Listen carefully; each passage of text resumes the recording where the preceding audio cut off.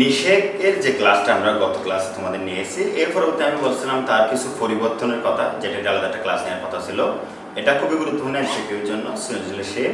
তো এই জন্য আমি বলি নিষেকের পরে একটা ডিম্বকের যে অংশগুলো থাকে বিশেষ করে, তো সেই অংশগুলো পরবর্তীতে কি কি পরিবর্তিত হয় সেগুলো নিয়ে আজকের আলোচনা আমাদের। তা আমাদের এই নিষেকের পরবর্তী যে পরিবর্তনগুলা তোমরা দেখবা তোমাদের আবুল হাসান স্যারের বইতে একটা চার্ট আছে, ওই চার্টের মধ্যে 14টা অংশ আছে। নিষেকের আগে তারা কীরকম ছিল, নিষেকের পরে কীরকম পরিবর্তিত হলো, সেগুলো নিয়ে আমি আলোচনা করব। তবে সেটা জানতে হলে আগে কয়েকটা শব্দ আমাদের জানতে হবে, যেমন ব্রণ কাকে বলে, বীজ কী জিনিস, বা শস্য কী জিনিস, অথবা ফল কী জিনিস, সেগুলো নিয়ে আগে ছোট্ট করে একটু আলোচনা করি। দেখি সবাই মনোসংযোগ দাও। দেখো, নিষেক পরবর্তী পরিবর্তন নিয়ে কথা বলছি, তবে তার আগে তার কনসিকুয়েন্স হিসেবে কয়েকটা শব্দ আমরা জেনে নিচ্ছি। প্রথমে কথা হচ্ছে যে ব্রণ জিনিসটাকে। এই ব্রণ জিনিসটা হচ্ছে যে মনে রাখবে, নিষেকের পর একটা জাইগোট তৈরি হয়, প্রত্যেকে জানো যে জাইগোট। এই জাইগোটটা আমরা জানি প্রত্যেকের ডিপ্লয়েড একটা অংশ। এই ডিপ্লয়েড জাইগোটটা তৈরি হওয়ার পর তার মধ্যে একটা ছোট্ট কি বলা হয়, কি একটা বিশ্রাম নেয়। এমন এই জাইগোটটা তৈরি হয়ে কিছুক্ষণ বিশ্রাম নেওয়ার পর তার মধ্যে একটা বিভাজন শুরু হয়। বিভাজনের পরে যেটা তৈরি হয় তার নাম হচ্ছে আদি ভ্রূণ।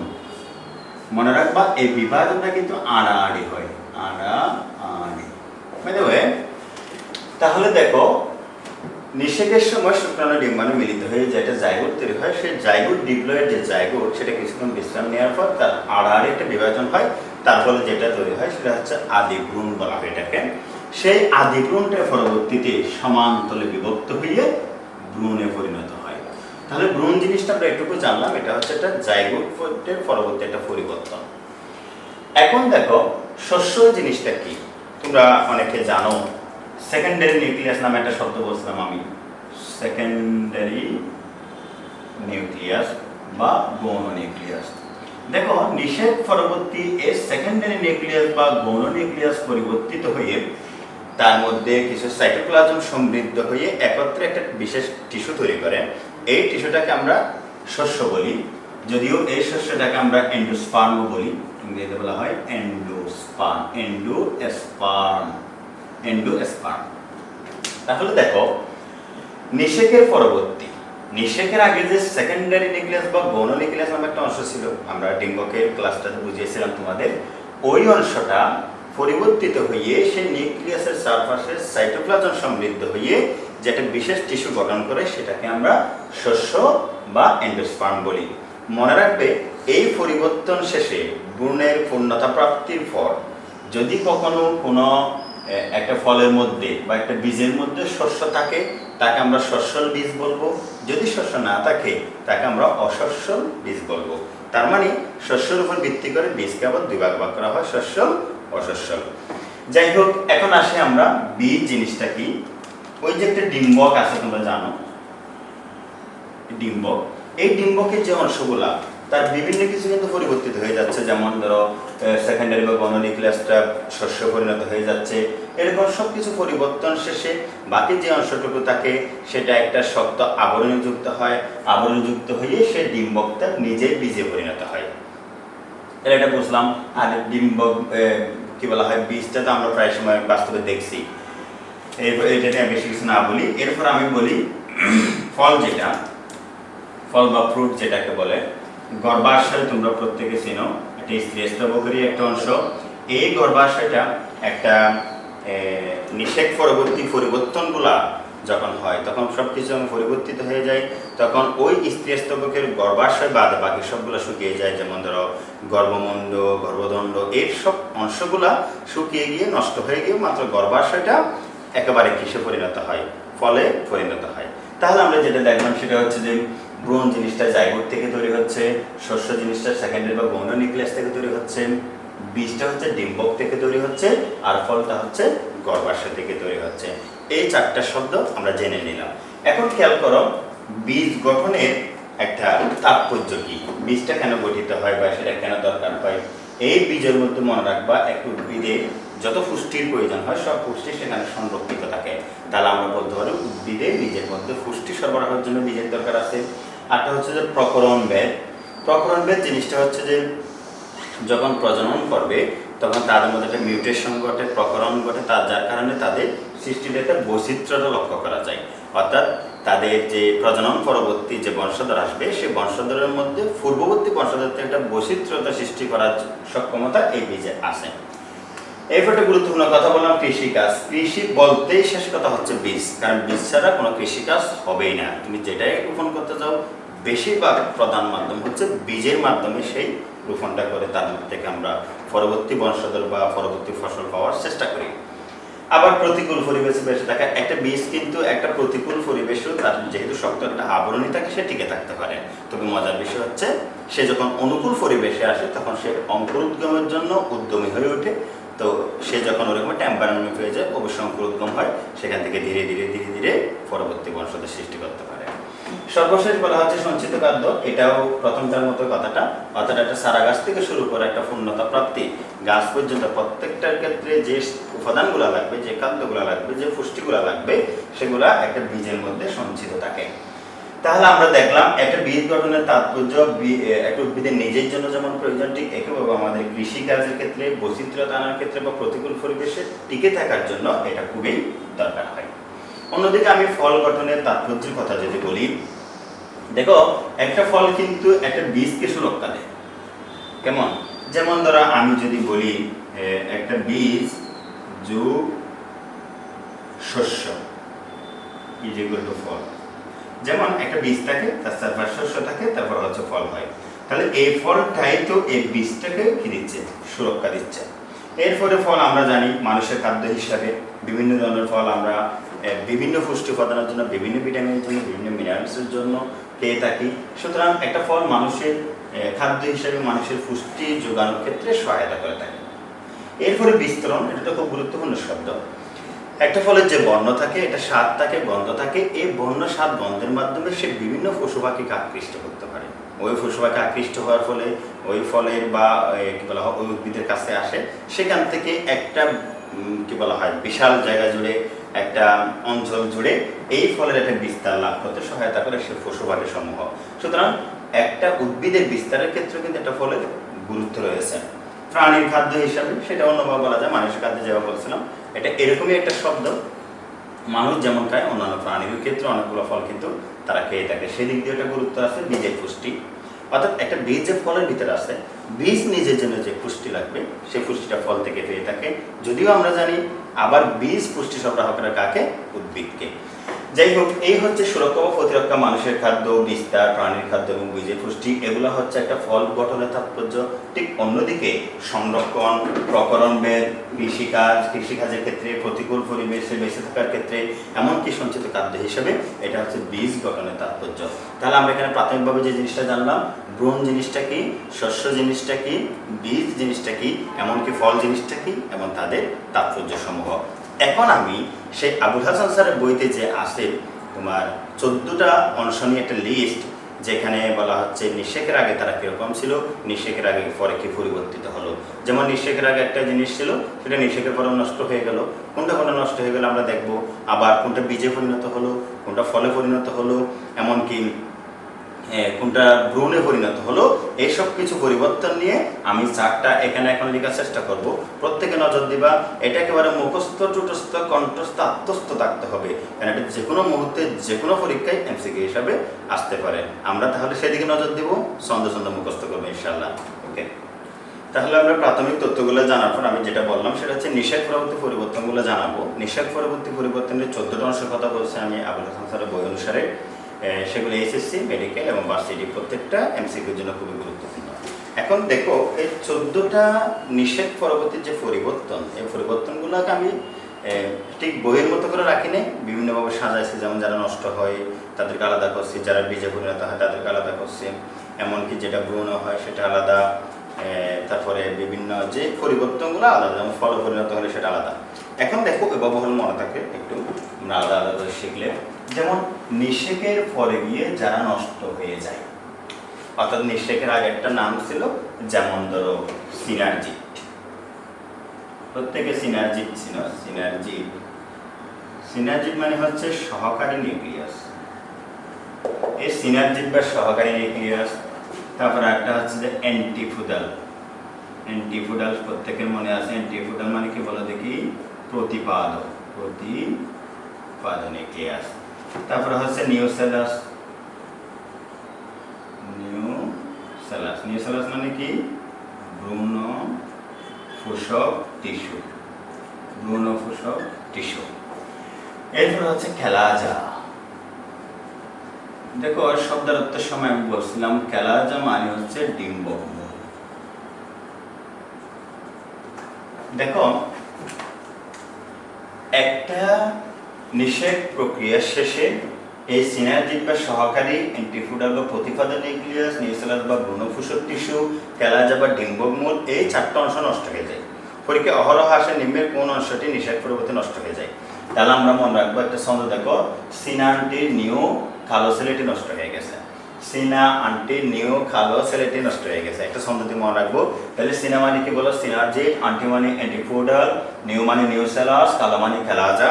আর জাস্ট এই শব্দটা আমি যুক্ত করলাম, ওগুলো দিয়ে কিচ্ছু হবে না। তাহলে দেখো আমার সাথে আর বলো, সিনা আন্টির নিউ কালো ছেলেটি নষ্ট হয়ে গেছে। তার মানে এই অংশগুলা নিষেক পরবর্তী নষ্ট হয়ে যায়।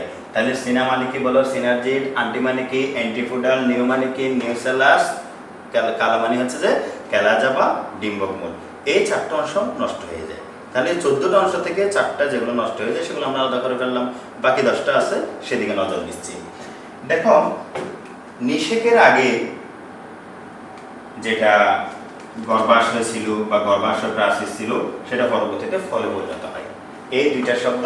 তাহলে আমি যদি বলি গর্ভাশয় যদি ফলে পরিণত হয়, তাহলে গর্ভাশয় প্রাচীর কিছু হবে জানো, ফল প্রাচীরে পরিণত হবে, অর্থাৎ ফল শব্দটা চলে আসছে। তাহলে এই দুইটা ক্ষেত্রে মনে রাখবা, গর্ভাশয় শব্দটা থাকলে সেটা ফলে যাবে, গর্ভাশয় প্রাচীর হলে ফল প্রাচীর হবে, গর্ভাশয় হলে ফল হবে। তার মানে ঘ থাকলে আমরা ফ দেখব, এটা মনে রাখবা। ঘ আমরা কথায় কথা বলি ভব, গ, গব দিয়ে মনে রাখবো, গ, গতে গর্ভাশয়, ফতে কি ফল। তাহলে গর্ভাশয় হলে ফল হবে, গর্ভাশয় প্রাচীর হলে ফল প্রাচীর হয়ে যাবে। এভাবে আমরা দুইটা শব্দ নিয়ে নিলাম। এবার একটা খুব সুন্দর শব্দ দেখো, সহজে মনে থাকে, নিষেকের আগে যেটা ডিম্বাণু ছিল, নিষেকের পরে সেটা কি হবে, ভ্রূণ হবে। ডিম্বাণু শেষে মদিনা ন আছে, ভ্রূণের শেষে মদিনা ন আছে, এটা দিয়ে আমরা মনে রাখবো, এমসিকিউ দাগাতে পারবো খুব সহজে। তাহলে নিষেকের আগে ডিম্বাণু ভ্রূণে পরিণত হচ্ছে, নিষেকের আগে গর্ভাশয় ফলে পরিণত হচ্ছে, নিষেকের আগে যা সিনার্জিড সহকারী নিউক্লিয়াস বা অ্যান্টিফুডাল বা প্রতিপাদক নিউক্লিয়াস, নিউসেলাস বা ভ্রূণফুসক টিস্যু, এমনকি ক্যালাজা বা ডিম্বক মূল নষ্ট হয়ে যাচ্ছে। এই পরিবর্তনগুলোর মধ্য দিয়ে আমরা এখানে টোটাল 7টা মুখস্থ করে ফেললাম। এই 7টা আমি আবার একটু বলে মনোযোগ দাও। তাহলে 4টা কি হয়ে যাচ্ছে, নষ্ট হয়ে যাচ্ছে, 2টা কিসে পরিণত হচ্ছে, ফল এবং ফল প্রাচীরে, আর একটা কিসে পরিণত হচ্ছে, ভ্রূণে পরিণত হচ্ছে। নষ্ট হচ্ছে কোনটা কোনটা, সিনার্জিক, অ্যান্টিফুডাল, নিউসেলাস এবং ক্যালাজা। আর ফল পরিণত হচ্ছে কোনটা, গর্ভাশয়, ফল বা ফল প্রাচীর কোনটা, গর্ভাশয় প্রাচীর, এন যেটা ভ্রূণে পরিণত হচ্ছে সেটা হচ্ছে ডিম্বাণু। তাহলে এই 7টা এভাবে মনে রাখতে। আরেকটা শব্দ দেখো খুব বেশ সহজ, নিষেকের আগে যেটার নাম ছিল সেকেন্ডারি নিউক্লিয়াস, নিষেকের পরে সেটা হচ্ছে শস্য। সেকেন্ডারিতে দন্তেশ্ব আছে, শস্য দন্তেশ্ব আছে, শস্য মনে রাখবা। তাহলে যেটা নিষেকের আগে সেকেন্ডারি নিউক্লিয়াস ছিল সেটা নিষেক পরবর্তী কি হয়ে গেল, শস্য হয়ে গেল। তাহলে শ দিয়ে মনে রাখবো। তাহলে আমি কয়টা মনে পড়লো, আমাদের 8টা মনে পড়লো। কি কি মনে পড়লো আবার দেখো, আমি আবার বলি, এদিক দিয়ে যদি আমি বোঝার চেষ্টা করি। দেখো সিনার্জিক, অ্যান্টিফুডাল, নিউসেলাস, ক্যালাজা এগুলো নষ্ট হয়ে যায়। ফল হয় কোনটা, গর্ভাশয় এবং গর্ভাশয় প্রাচীর, ফল প্রাচীর হয়। ডিম্বাণু কিসে পরিণত হয়, ভ্রূণে পরিণত হয়। এবং সেকেন্ডারি যেটা আছে সেটা কিসে পরিণত হয়, শস্য পরিণত হয়। আমরা যদি 8টা মুখস্থ করে ফেলি, আমাদের আর বাকি আছে কয়টা, 6টা। এই 6টার দিকে আমরা নজর দিব, তোমরা খেয়াল করো। এখানে নিষেকের পরে বীজে পরিণত হয় না, আমি এক কথা বলে দিলাম, ডিম্বকই নিষেকের পরে বীজে পরিণত হয়। তো বিষয়টা কিরকম, যেখানে ডিম্বক দেখবে সেখানে বীজ দিয়ে দিবে। তাহলে ডিম্বক বীজ, ডিম্বক বহিতক আমি আগে বীজ দিয়ে দিই, বীজ, এখানে ডিম্বক আছে বীজ, এখানে ডিম্বক আছে বীজ, এখানে ডিম্বক আছে বীজ, এখানে ডিম্বক আছে বীজ। তাহলে যতগুলো ডিম্বক নাম ছিল নিষেকের আগে অংশের সাথে সব প্রত্যেকটা বীজে পরিণত হলো। এখন একটা যুক্তি আসে, ডিম্বক যদি বীজ হয় তাহলে ডিম্বক বহিতক বীজ বহিতক হবে, কথা তো ঠিকই আছে। কিন্তু এই বীজ বহিতক এটার একটা ইংরেজি নাম আছে, এটার নাম হচ্ছে টেস্টা। দেখো আবার ডিম্বক বহিতকের একটা নাম আছে, সেটার নাম হচ্ছে একজাইম। তাহলে এখানে আমরা যেটা দেখতে পাচ্ছি, ডিম্বক বহিতক, বীজ বহিতক খুব ভালো মনে থাকবে। কেউ মনে রাখবো, যেখানে ডিম্বক দেখিব সেখানে বীজ দিব, মনে রাখবা ডিবি ফুলি, সেটারে মনে রাখবা। ডিম্বক দেখলে আমরা কি দিয়ে দিব? বীজ দিয়ে দিব। দেখো তাহলে ডিম্বক বহিতক, বীজ বহিতক আমার খুব ভালোই মনে থাকবে। যদি সেটা ইংরেজি টার্মে অনেক সময় আসে, বাংলা লিখে একজাইম কিসে পরিণত হয়? টেস্টে পরিণত হয়। সেক্ষেত্রে তো আমার ডিবি দিয়ে মনে থাকবে না। সুতরাং মনে রাখবা এক্সাম মানে টেস্ট পরীক্ষা। আমরা কথা কথা বলি এক্সাম মানে হচ্ছে টেস্ট, টেস্ট মানে কিন্তু এক্সাম। বাই দ্য ওয়ে আমরা প্রায় সময় কিন্তু বলি সামনে টেস্ট এক্সাম বা এক্সাম মানে টেস্ট, এরকম করে আমরা মনে রাখতে পারি এক্সাম টেস্টে পরিণত হয়, টেস্টে পরিণত হয়। আবার ডিম্বক অন্তত পরিণত হয় বীজ অন্ততকে, বেশ খুবই ভালো মনে থাকবে। কিন্তু এই ডিম্বক অন্ত থেকে আরেকটা নাম আছে, সেটা হচ্ছে ইন্টাইন। কিন্তু বীজ অন্ত থেকে নাম হচ্ছে ট্যাগমেন। এগুলো ইংরেজিতে নাম তাদের। তাহলে দেখো আমি যখন ডিম্বক অন্ততকের কথা বলবো তখন বীজ অন্ততক প্রত্যেকে বলতে পারবা, কারণ ডিবি, ডিম্বক বলে বীজ বলবো। কিন্তু সেটা যখন ইংরেজিতে ইন্টাইন করবে তখন তুমি তার পরবর্তী পরিবর্তনটা হয়তো বলতে কষ্ট হয়ে যাবে, ট্যাগমেন। সুতরাং দেখো ইন্টাইন ট্যাগমেনে পরিণত হয়। আমার সাথে তো উচ্চারণ করবো, দেখো এন্টারটেইনমেন্ট, ইন্টাইন ট্যাগমেন, ইন্টাইন ট্যাগমেন মানে এন্টারটেইনমেন্ট যে শব্দটা, সেটাকে আমরা ইন্টাইন ট্যাগমেন এভাবে উচ্চারণ করার চেষ্টা করবো। তাহলে ইন্টাইন ট্যাগমেন অর্থাৎ ইন্টাইন ট্যাগমেনে পরিণত হয়। এরপরে বাকিগুলো অনেক সহজ। দেখো ডিম্বক রন্ধ্র অবশ্যই বীজ রন্ধ্র হবে, তোমরা এটা জানো, এটা কোনো ইংরেজি আর বলার দরকার নাই। তারপরে হচ্ছে ডিম্বক নাভি, বীজ নাভি, সুতরাং এটাও ডিবি দিয়ে মনে রাখা যায়, ডিম্বক ডিম্বক। কিন্তু ডিম্বক নাড়িটা পরিণত হবে বীজের বুঠা। এটা একটু ব্যতিক্রম আছে, আমি একটু লাল দাগ দিই, এটা মুখস্থ অতটা কঠিন হবে। তো আমরা এটুকু তো জানি ডিম্বক দেখলে বীজ দিব, খুব ভালো কথা। তাহলে সে অনুযায়ী ডিম্বক রন্ধ্র, বীজ রন্ধ্র, ডিম্বক নাভি, বীজ নাভি খুবই ভালো মনে থাকবে। কিন্তু ডিম্বক নাড়ি, বীজের বুটা, একটা কথা মনে রাখবো, আমরা প্রায় সময় পড়ি নাড়ির টানে বাবার বিটাই। আমরা প্রায় সময় দেখবা আমরা নাড়ির টানে বাবার বিটাই যাচ্ছি। তাহলে নাড়ি বুঠা, বিটা বুঠা, কেমন? বাই দ্য ওয়ে এখানে 6টা আমরা পেয়ে গেলাম, আর এখানে একটা, টোটাল হচ্ছে 14টা। পুরোটা ওভারঅল আমি জাস্ট এক মিনিটের মধ্যে বলে আসি। সেটা হচ্ছে যে নষ্ট হয় কয়টা বলো? 4টা। কোনটা? সিনানটি, নিউ কালোসিলিটি নষ্ট হয়ে গেছে। তারপরে ফল পরিণত হয় কয়টা? 2টা, একটা ফল একটা ফল প্রাচীর গর্ভাশয়। তারপরে ভ্রূণ পরিণত হয় কোনটা? ডিম্বাণু। তারপরে শস্য কোনটা থেকে? সেকেন্ডারি নিউক্লিয়াস থেকে শস্য পরিণত হয়। আর বাকি সেটা হচ্ছে ডিম্বক দেখলে বীজ, ডিম্বক বহিতক দেখলে বীজতক, ডিম্বক অন্ততক দেখলে বীজ অন্ততক, তারপরে ডিম্বক রন্ধ্র দেখলে বীজ রন্ধ্র, ডিম্বক নাভি দেখলে বীজ নাভি, ডিম্বক নাড়ি দেখলে বুটা। তবে এখানে কয়েকটা ব্যতিক্রম ছিল। বহিতকের ইংরেজি যেহেতু একজাইম, সেক্ষেত্রে ওটা টেস্টে পরিণত হবে, একজাম মানে টেস্ট পরীক্ষা। আবার ইন্টেন্ট, সেক্ষেত্রে ট্যাগমেনে পরিণত হবে, ইন্টেন্ট ট্যাগমেন। তারপরে নাড়ি হচ্ছে বুটা, নাড়ির টানে বাবার বিটাই। এখন এই তথ্যগুলো মনে রাখবো, সাথে আমি টিভি থেকে কয়েকটা চিত্র দেখানোর চেষ্টা করবো, পুরোটা মিলিয়ে মুখস্থ হয়ে যাবে ইনশাআল্লাহ। টিভি দিকে যাচ্ছি আমরা। নিষেক পরবর্তী পরিবর্তনগুলো বলতে গিয়ে আমি প্রাথমিকভাবে কয়েকটা শব্দ বলছিলাম, যেমন ভ্রূণ, শস্য, তারপরে আমি বীজ এবং ফলের কথা বলছিলাম। এই কয়েকটা ছবি দেখানোর চেষ্টা করবো। অনেক সময় হয় কি ছবি সহ দেখলে বিষয়টা মনে থাকে। তোমরা সবাই টিভিতে লক্ষ্য করে দেখো, নিষেক পরবর্তী যে পরিবর্তন সমূহ, তার যে কি বলা হয়, নিষেকের পরবর্তী পরিবর্তন সমূহের আমি একটা ছবি দেখাই তোমাদের। ভ্রূণের উৎপত্তি, ভ্রূণ উৎপত্তিটা কথা বলছিলাম, তার ছবিটা একটু দেখো। এটা হচ্ছে একটা ভ্রূণ মনে করো, তাহলে এটা দেখলে যখন মনে করবো আমরা একটা ছবি দেখছিলাম, অত ভ্রূণ জিনিসটা আমরা পড়ছিলাম এরকম। তারপরে জিনিসটা দেখো তোমরা, সেটা হচ্ছে শস্যের উৎপত্তি। তাহলে শস্য, একটা শস্যের ছবি দেখি। এটা আমি একটা নারকেলকে কেটে আসলে এরকম একটা ছবি নেওয়া হয়েছে। এটা বিভিন্ন ফলের ক্ষেত্রে বিভিন্ন রকম হতে পারে। এটা একটা শস্য বোঝাচ্ছে আমি। তারপরে দেখো তোমরা একটা ফলের উৎপত্তি। তাহলে ফল তো প্রত্যেকে চেনো, তবু কয়েকটা ছবি দেখাই তোমরা ফল দেখবা। এখানে দেখো টমেটো, লিচি, এখানে আম, যে কোনো কিছু ফল যেগুলো বুঝি সবাই, ওইগুলাই, ভিন্ন কিছু নয়। তার পরবর্তী দেখো তোমরা বীজের উৎপত্তি। কয়েকটা বীজ দেখো, দেখি এখানে দেখি তোমরা বীজগুলা। এখানে দেখো পেঁপের বীজ দেখা যাচ্ছে, তারপর তরমুজের দেখা যাচ্ছে। একটা বীজকে আমি এরকম দ্বিখণ্ডিত অঙ্কুরোদ্গমের আগে যে অবস্থা দেখা যায় এরকম করে দেখানোর চেষ্টা করবো। অনেকগুলো বীজ একসাথে করে দেখাচ্ছে। তাহলে পুরা ইয়াটা যখন তুমি দেখবা, ব্রুনের একটা সংজ্ঞা আমি বইয়ের তত্ত্ব বললাম, শস্যের একটা সংজ্ঞা বললাম, ফলের একটা সংজ্ঞা বললাম, এমনকি বীজের একটা সংজ্ঞা বললাম। এগুলো হচ্ছে তত্ত্বভাবে। তবে তুমি বাস্তবে এগুলো কিভাবে দেখো, এরকম কয়েকটা ছবি দেখানোর চেষ্টা করা হলো। তাহলে এই ছবি তোমার কি বলা হয়, কল্পনাগুলা সাথে তত্ত্বের সংজ্ঞাগুলা এবং হোয়াইট বোর্ডের যে আমার কি বলা হয় নিষেধ পরবর্তী পরিবর্তনের যে 14টা অংশ, সবগুলো একত্রে মিলিয়ে পড়লে আশা করি তোমার জন্য লেকচারটা আরো বেশি সহজ হয়ে উঠবে। খেয়াল করো, আমরা এতক্ষণ ধরে যে নিষেধ পরবর্তী পরিবর্তনগুলো নিয়ে কথা বলছিলাম, তা জাস্ট 1 মিনিট আমরা রিভাইজ দিয়ে নিই, তাহলে বিষয়টা একেবারে অনেকদিন স্থায়ী হবে তোমাদের জন্য।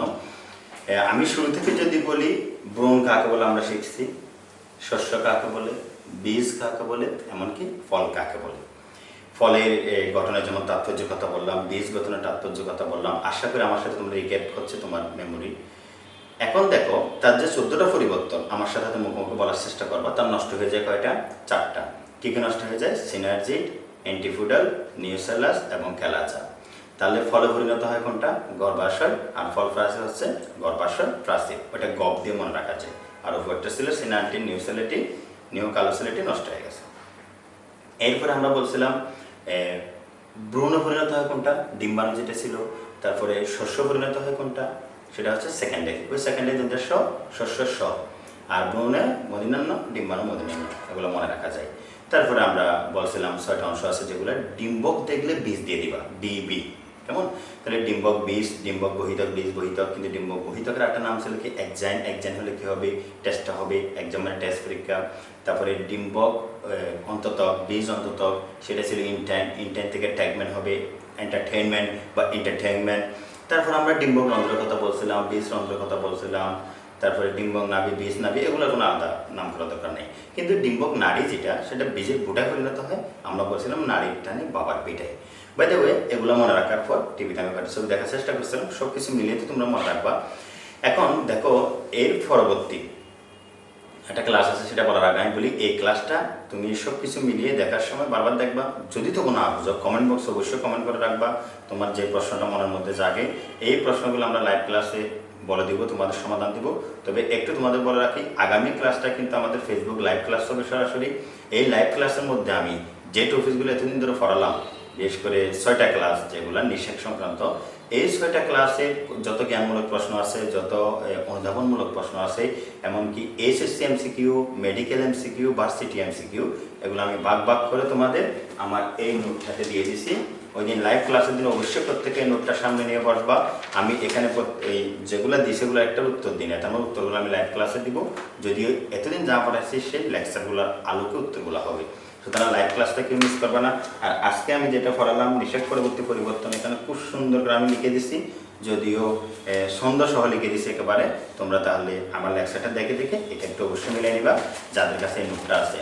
আর যাদের কাছে আমরা পিডিএফ পাঠিয়েছি তারা অবশ্যই আগে খাতায় লিখবা, লিখে এগুলো পূরণ করে নিবা এবং ওইভাবে করবা। আর আগামী ক্লাস লাইভ ক্লাসটাতে সবাইকে স্বাগতম জানিয়ে, আমন্ত্রণ জানিয়ে আজকের লেকচার এখানে শেষ করছি। ধন্যবাদ।